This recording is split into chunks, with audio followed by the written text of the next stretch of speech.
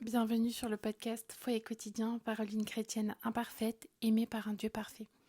Aujourd'hui, je vous fais un nouvel épisode sur le thème Suivre Jésus. Donc suivre Jésus, c'est évidemment pour tout chrétien, croyant et pratiquant, un désir profond, pour beaucoup d'entre nous, je l'espère. Et donc voici quelques principes qui peuvent nous guider dans cette démarche. Premièrement, ce serait accepter l'enseignement de Jésus. Tout comme les premiers disciples, nous devons être ouverts à recevoir l'enseignement de Jésus. Il choisit le moment et la manière de nous parler, que ce soit par une intuition, merci Saint-Esprit, une parole biblique ou une conversation avec un ami de la famille ou n'importe quelle circonstance. Également, en deuxième point, j'ai noté agir avec et pour Jésus. Suivre Jésus implique de marcher à ses côtés, d'aller là où il va et de travailler à son œuvre de rédemption. Ce n'est pas un simple acte extérieur, mais un engagement profond. Notre motivation doit être l'amour pour lui et non la recherche de reconnaissance ou de mérite. Aussi, quand je dis ça, je pense aussi au fait que, par exemple, tout bêtement, récemment, on a voulu changer de voiture et on a été un peu faire tout le tour des garages, des concessionnaires, etc. Et en fait, on s'est retrouvé donc face à un monsieur, on lui a expliqué nos besoins, on lui a expliqué notre budget, etc. Et là, en fait, le monsieur nous a clairement dit, il nous a fait faire un papier où on n'a pas pu se consulter avant en tant que couple et il nous a fait faire un papier où on notait nos charges, vous savez, pour qu'un crédit soit accepté, vos charges que vous payez, etc. Et en gros, il nous a dit de mentir. Il nous a dit de mentir, donc nous, on s'est regardé, on n'a pas parlé puisqu'il y avait le monsieur et c'est vu que monsieur m'a il m'a poussé le papier vers moi en mode écris-toi. Et donc j'ai écrit et j'ai menti sur le papier. C'est-à-dire que j'ai fait comme le monsieur a dit. Et sauf que tout de suite après, plus de paix. Mais vraiment, vraiment plus de paix. On n'avait plus du tout la paix. On est sortis. Et en fait, on n'osait pas parler ensemble devant le monsieur. Et aucun de nous n'a su dire non. Voilà, clairement. Aucun de nous deux n'a su dire non à ce moment précis. Et donc, j'ai fait le papier, j'ai signé, donc j'ai menti consciemment. Sauf que j'avais vraiment pas la paix. On s'est regardé, mais on n'a rien dit, on a osé rien dire. Et on est sorti du bureau. Et donc en sortant du bureau, on passe du coup par le parking où il y a plein de voitures à vendre et tout. Et là, on commence à parler et on se dit, ok, là, on vient de faire ça. On sait que le père du mensonge, c'est le diable. Et là, on vient de mentir. Alors oui, le diable s'est servi du monsieur. Je veux dire par là que c'est lui qui a dit cette parole-là, mais nous, on n'a pas dit non. On n'a pas, vous voyez, on n'a pas été contre les valeurs du diable. On est tombé dedans, quoi. On a signé le papier. Et donc là, j'ai envoyé monsieur, j'ai dit non, je peux pas. Je peux pas, je ne veux pas mentir, je ne veux pas qu'on ait cette voiture-là de cette manière-là. Si Dieu ne veut pas, il fermera la porte. Et si Dieu veut qu'on ait ce crédit-là pour cette voiture-là, parce qu'on n'a plus de voiture, etc., Dieu permettra que ça se fasse. Au final, ça ne s'est pas fait ici.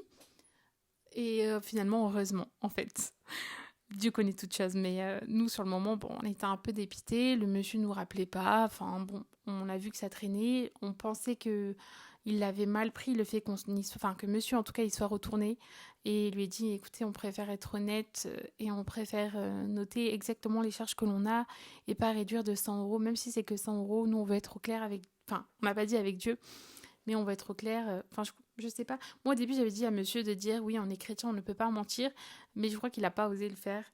Et donc, il a juste dit, on ne veut pas mentir, on préfère écrire la vérité et dire la vérité. Et il n'a pas parlé de Jésus. Je lui ai dit, mince, c'était l'opportunité, mais bon, la prochaine fois peut-être. Et du coup, là, à ce moment-là, on a agi certes, mais on n'était pas avec Jésus parce qu'on n'a pas agi selon nos valeurs chrétiennes, mais on a agi vraiment selon, on a suivi en fait ce que le monsieur nous disait et on s'est laissé, on n'a pas su imposer notre manière, nos valeurs à nous et le fait de ne pas mentir et tout ça. Bref, donc j'ai noté également lutter pour devenir semblable à lui, lutter pour devenir semblable à Jésus. Jésus obéissait en toutes choses à son Père, nous devons aspirer à faire de même. Suivre Christ signifie faire de lui notre chef, le Seigneur de nos vies. Cela implique de renoncer à nos propres désirs égoïstes et de chercher à refléter son caractère dans nos actions. C'est exactement relié à ce que je viens de dire avant également. Clairement, on veut ressembler à Jésus.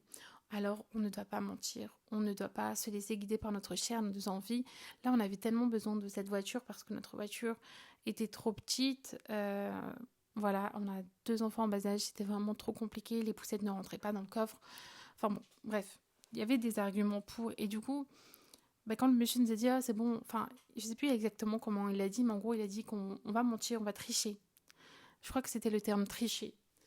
Et on s'est regardé, mais on n'a pas osé, vous voyez. Et pourtant, enfin, ça fait des années que je suis chrétienne, lui aussi, enfin, je me dis, mince, on n'a pas su imposer. Donc après, on s'est repenti, bien évidemment, et on a changé les choses en retournant voir ce monsieur et en disant que non. D'ailleurs, ce monsieur ne nous a jamais rappelé. Je ne sais pas s'il a mal pris qu'on revienne d'un coup. Et après, il était avec un autre client, donc je pense que ça donnait une mauvaise image aussi du fait qu'il nous ait demandé de mentir et que, enfin, je sais pas. En tout cas, on n'a jamais eu de nouvelles. Et au final, je me dis que c'est un mal pour un bien parce qu'on a une voiture qui nous convient très bien aujourd'hui et qui est bien plus grande que ce qu'on allait prendre avec ce monsieur-là. Donc bon, voilà, je me dis que c'est ce qu'il fallait et Dieu connaît toutes choses, Dieu n'a pas permis. Et de toute façon, c'était la prière qu'on avait fait que si Dieu voulait, on aurait et que si Dieu ne voulait pas, qu'il ferme la porte. Et bah, du coup, ça s'est fermé. Également, j'ai noté vivre humblement et aider les autres. Jésus était humble comme un agneau innocent. Nous devons également vivre humblement sans laisser place au doute. Aider les autres à recevoir ce que Dieu leur envoie est un moyen concret de suivre Jésus.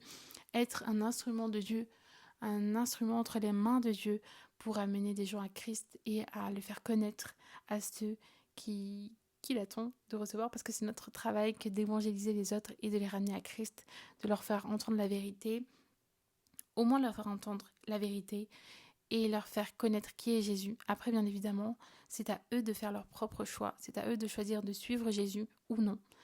Nous ne sommes pas responsables, ce n'est pas nous qui convaincons les gens, c'est le Saint-Esprit. Donc voilà, nous on laisse l'œuvre, mais on est un instrument entre les mains de Dieu pour faire connaître Jésus, le Saint-Esprit, Dieu, et on s'aime, quoi. On s'aime et c'est Dieu qui fait. Donc en somme, suivre Jésus n'est pas un chemin facile, mais c'est un voyage d'amour, de transformation intérieure et extérieure, et de service envers les autres, notre prochain notamment. Que notre cœur soit ouvert à sa voix et que nous puissions marcher à sa suite avec confiance et détermination. Amen. Je vais vous lire quelques versets. Jean 8, verset 12. Jésus leur parla de nouveau, il dit « Je suis la lumière du monde.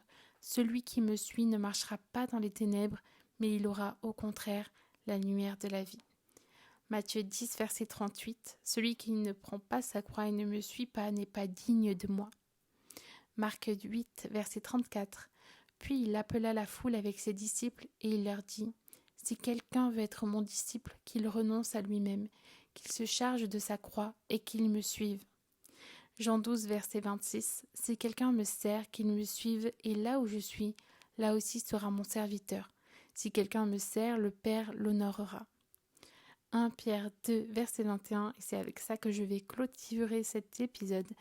De fait, c'est à cela que vous avez été appelés parce que Christ aussi a souffert pour nous, vous laissant un exemple afin que vous suiviez ses traces. Voilà, que Dieu vous bénisse.